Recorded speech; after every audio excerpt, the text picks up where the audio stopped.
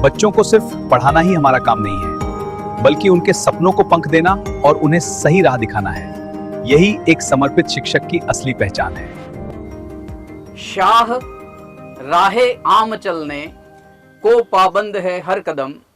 शाह राहे आम चलने को पाबंद है हर कदम। तू उधर से चल जिधर से रास्ता जाता नहीं। दुनिया में एक विशेष श्रेणी के व्यक्तित्व होते हैं जिनके चलने के बाद रास्ते बनते हैं। ऐसे ही व्यक्तित्व आज मेरे साथ हैं विजय प्रकाश जी जैन।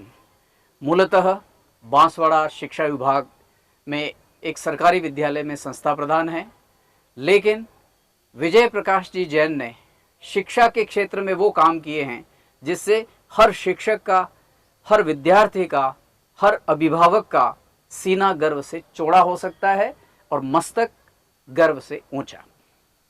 आज बातचीत करेंगे उनसे। क्या आपको यकीन है कि बांसवाड़ा जिला मुख्यालय से 30 किलोमीटर दूर किसी विद्यालय के ग्रामीण विद्यार्थी किसी शिक्षक के अपने प्रयासों से देश की राजधानी का शैक्षिक भ्रमण करके आ जाएं? क्या आपको यकीन है कि किसी छोटे से गांव में एक कच्चे मकान में 8000 पुस्तकों की एक लाइब्रेरी चले? और क्या आपको यकीन है कि शिक्षा के क्षेत्र में सरकारी विद्यालयों में वर्ष भर होने वाली गतिविधियों में उस विद्यालय के विद्यार्थी फंक्शनल मॉडल बनाएं, अपनी तरफ से सृजनात्मकता और क्रियात्मकता का परिचय दें? यदि आपका उत्तर हाँ है तो आपकी सोच सही दिशा में है, और आपका उत्तर अगर ना है तो उसका जवाब देने के लिए मेरे साथ है विजय प्रकाश जी जैन। विजय प्रकाश जी, आपका बहुत बहुत स्वागत है। धन्यवाद सर, बहुत बहुत। आपसे बातचीत की शुरुआत कर लेते हैं। आपकी लिखी हुई एक पुस्तक मेरे हाथ में है, कक्षा में जीवन। ये एक समंदर है, एक सागर है, और इस सागर में न जाने कितने ही सीखने योग्य, जीवन में काम आने योग्य रत्न भरे पड़े हैं। आपके अनुभवों को एक पुस्तक का आकार देने की वजह क्या रही और कैसे मन में आया कि अब तक के आपके शिक्षक यात्रा के सारे अनुभवों को आप एक पुस्तक में समेट के रखें? पिछले 28-30 वर्षों से मैं इस क्षेत्र में काम कर रहा हूं, और यहाँ मैंने इस पूरे क्षेत्र में जहाँ भी छिवाड़ा, डूंगरपुर, पीपलखूंट, घाटोल, सारे एरिया में जब मैंने समझा कि यहाँ पर काम करने की अपनी चुनौतियाँ हैं, बच्चों की अपनी चुनौतियाँ हैं, शिक्षकों की अपनी चुनौतियाँ हैं, विभाग की अपनी चुनौतियाँ हैं, और जो उनके अभिभावक हैं उनकी अपनी चुनौतियाँ हैं, और उन चुनौतियों सब चाहते हैं पढ़ना, सब चाहते हैं काम करना, लेकिन चुनौतियाँ काम करने नहीं दे रही थी। तो मैंने उन बच्चों के साथ जब काम करना शुरू किया तो कुछ मैं बच्चों को सिखा रहा था, कुछ मैं बच्चों से सीख रहा था, और सीखने सिखाने की इस प्रक्रिया में मैंने अपने अनुभवों को जब लिखना शुरू किया तो मुझे लगा कि इन अनुभवों को और शिक्षक साथियों तक भी और लोगों तक भी पहुंचाना चाहिए। और जब लिपिबद्ध करना शुरू किया तो एक पुस्तक का आकार बनती चली गई सारी चीजें, और एक पुस्तक अब आपके सामने है जिसमें मेरे 30-32 वर्षों के सारे अनुभव हैं जो मैं बच्चों के साथ उनकी चुनौतियों को झेलते हुए काम कर रहा हूँ। विजय प्रकाश जी, इस पुस्तक को मैंने सांगो पांग पढ़ा है, और मुझे ऐसा लगा कि कक्षा में जीवन से कहीं ज़्यादा ये जीवन में कक्षा का द्योतक या परिचायक महसूस होती है।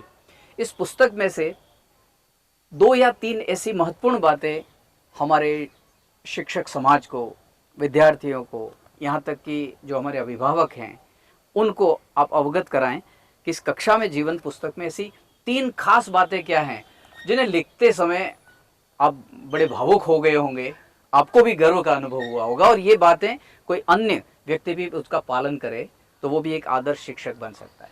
तो जैसा आपने शुरू में बताया कि जब दिल्ली भ्रमण था वो मेरे जीवन में भी एक बड़ा अनुभव था और मेरे बच्चों के लिए भी बड़ा अनुभव था क्योंकि जब मुझे एक संस्था, गूंज संस्था से मालूम चला कि बच्चों को दिल्ली लेकर के जाना है तो सबसे पहले तो मुझे समस्या थी कि क्या मेरे परिवार वाले मुझे उन बच्चों के साथ जाने देंगे।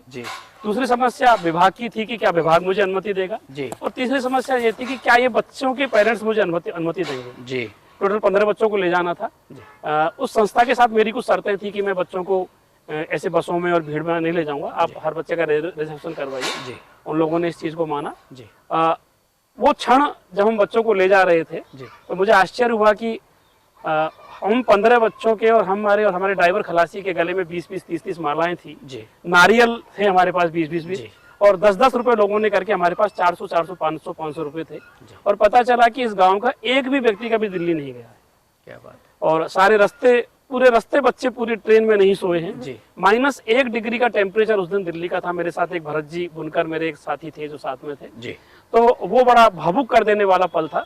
और जब हम लौट करके आए और दिल्ली के लगभग 800-900 फोटोज को जब हमने प्रोजेक्टर पर रात में उन ग्रामीणों को दिखाया जी और तब लोग कह रहे थे कि मेरा राजेश यहाँ खड़ा है, मेरा अभय ये खड़ा है, तो जी जी एक मेरे लिए एक क्या बहुत बात है, अलग क्या तरह बात का अनुभव था। क्या बात दूसरा ये लाइब्रेरी की जो शुरुआत थी, जी मैं कोरोना में हमने बच्चों के साथ जब काम करना शुरू किया तो मुझे लगा कि पढ़ने की आदतें खत्म हो रही हैं लोगों में, बहुत अच्छे क्योंकि वहाँ मोबाइल तो नहीं थे लेकिन पढ़ने की आदतें नहीं सही थी। बात और हमने विकास भाई का मैं यहाँ धन्यवाद दे रहा हूँ जिन्होंने हमें वो मकान दिया था। जी हमने 60 किताबों से वो लाइब्रेरी शुरू की जी और बहुत सारे लोगों ने अपने घरों की किताबें हमें दी और आज हमारे पास 7-8 हजार किताबें हैं। जी सुबह 6-7 बजे वो लाइब्रेरी अपने आप शुरू होती है, जी वहाँ 2-3 अखबार आते हैं, जी मेरे घर का अखबार में आता है, स्कूल टाइम ले जाता हूँ और दिन भर बच्चे वहाँ पढ़ते हैं, गाँव वाले पढ़ते हैं। और पढ़ने के बाद में जब वो बच्चे हमें कहानियां सुनाते हैं, जी चीजें सुनाते हैं। एक दिन एक महिला आई मेरे पास और बोली मेरे बच्चे को किताब दे दो। जी मैंने कहा 3 साल का बच्चा है, क्या पढ़ेगा? जी उसने कहा सर पढ़ेगा नहीं तो क्या, चित्र तो देखेगा कम क्या से कम। बात है, क्या बात तो वो कुछ घटनाएं, कुछ अनुभव मेरे इस तरह के रहे। जी एक तीसरी चीज, बाल संसद का हमने विद्यालय में गठन किया था और वो बाल संसद विद्यालय को संभालती है। जी एक दिन सुबह 5 बजे मेरा मोबाइल बजा, हाँ जी एक मेरे स्कूल के शिक्षा मंत्री ने मुझे कहा सर चौक खत्म हो गई है स्कूल में, चौक जी लेकर जी के आए। क्या बात तो ये जो लीडरशिप की भावना उन बच्चों में आई, अपने स्कूल के प्रति जो चिंता बहुत अच्छे पैदा हुई, तो उसने जी। नई चीज हम लोगों के अंदर पैदा की कि बच्चों के साथ काम करना कितना जरूरी है। बच्चे कितने सारे उत्साही होते हैं, कितने जिज्ञासु होते हैं और अपनी चीजों को संभालते हैं। विजय प्रकाश जी, आपका जो पुस्तकालय है जिसमें 8000 के लगभग किताबें हैं, उसका नाम भी आपने बहुत आंचलिक पुटका आपड़े सोपड़ानु घेर। आपड़े सोपड़ानु घेर, इसका जिलाधिकारी या अन्य जो कुछ साहित्य से रुचि रखने वाले कौन कौन लोग विजिट कर चुके हैं? अभी कुछ दिनों पहले जिला कलेक्टर महोदय इसमें विजिट कर चुके हैं। जी हमारे सीबीओ सर, जो हमारे डीओ सर है, वो इसमें विजिट कर चुके हैं। जी आप स्वयं भी उस पुस्तकालय में हमारे यहाँ पधारे थे। जी आसपास के ग्रामीण अक्सर वहाँ पर आते हैं। जी इसके अलावा यहाँ के कुछ साहित्यकार जो हैं वो हमारे यहाँ पर आ चुके हैं। जी कुछ यूट्यूब पर वीडियोज, कुछ विभाग भी उसके वीडियो बना चुका है। जी। तो बहुत सारे लोग विजिट करते हैं और अभी आसपास के गाँव के जो बच्चे प्रतियोगी परीक्षाओं में को दे रहे हैं, जी वो उसमें लगातार आ रहे हैं बहुत अच्छी और बात वहाँ है। किताबों को देख रहे हैं। विजय प्रकाश जी, निरंतर कुछ अच्छा और कुछ नया करते रहने के पीछे वजह क्या है? कौन प्रेरित करता है ये सब करने के लिए?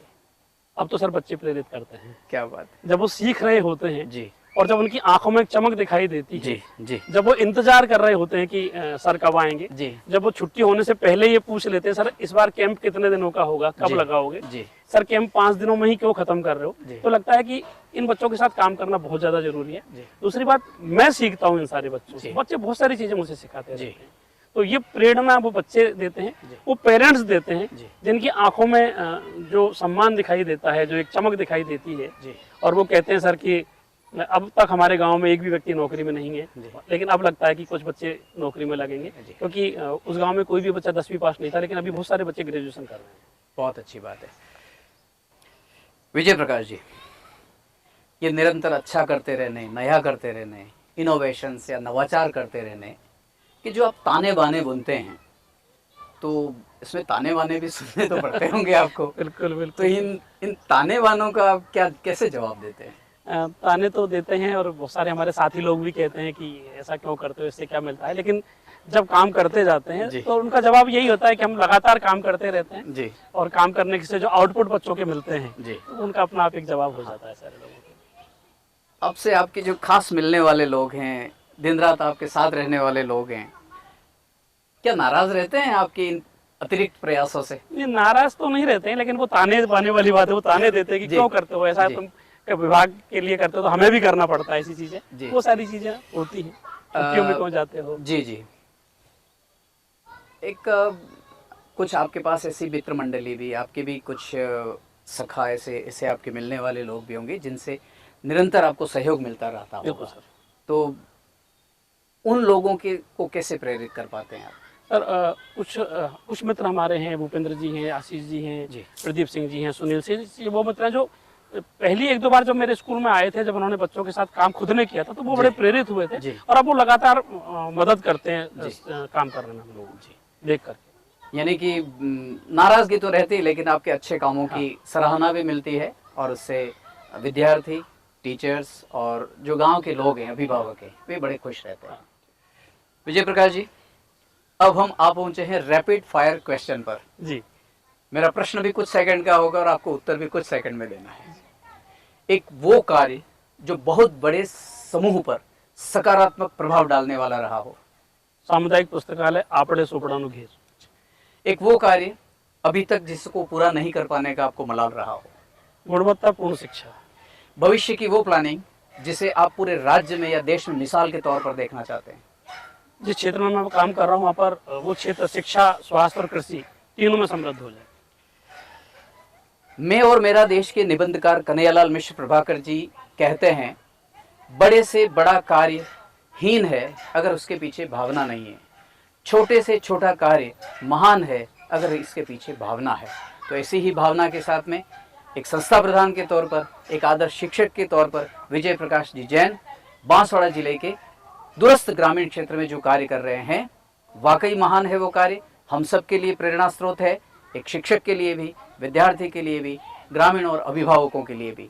विजय प्रकाश जी जैन, आपसे मुलाकात का सिलसिला यहीं समाप्त करते हैं। आपकी उपलब्धियां इतनी हैं कि समय कम पड़ता है। फिर कभी हमारे दर्शकों को और आपके व्यक्तित्व से प्रेरणा लेने वाले उन लोगों के लिए फिर आपसे मुलाकात का सिलसिला जारी रखेंगे। आज लेते हैं विदा। नमस्कार, धन्यवाद।